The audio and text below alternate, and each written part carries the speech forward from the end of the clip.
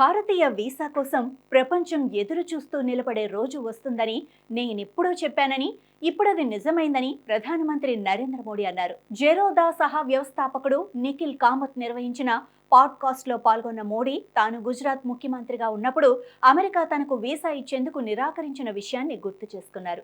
2005లో నేను మీడియా సమావేశంలో మాట్లాడుతూ ప్రపంచం మొత్తం ఇండియన్ వీసా కోసం నిలబడే రోజు వస్తుందని చెప్పాను.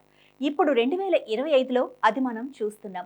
ప్రపంచం మారుతోందని, ఎన్ఆర్ఐలు దేశానికి తిరిగి రాకుంటే చాలా బాధపడతారని అప్పుడు నేను బహిరంగంగానే చెప్పానని మోడీ పేర్కొన్నారు.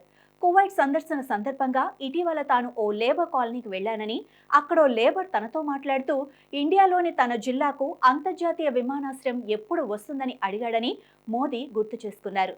ఇదే ఆకాంక్ష 2047 నాటికి ఇండియాను వికసిత్ భారత్గా మారుస్తుందని పేర్కొన్నారు. తాను చెప్పే మినిమం గవర్నమెంట్, మ్యాక్సిమం గవర్నెన్స్ ను కొందరు తప్పుగా అర్థం చేసుకున్నారని చెప్పారు. మినిమం గవర్నమెంట్ అంటే తక్కువ మంది మంత్రులు, తక్కువ మంది ఉద్యోగులు ఉంటారని అనుకున్నారని, కానీ దాని ఉద్దేశం అది కాదని వివరించారు. పనిలో వేగం పెంచటమే దీని ఉద్దేశమని పేర్కొన్నారు.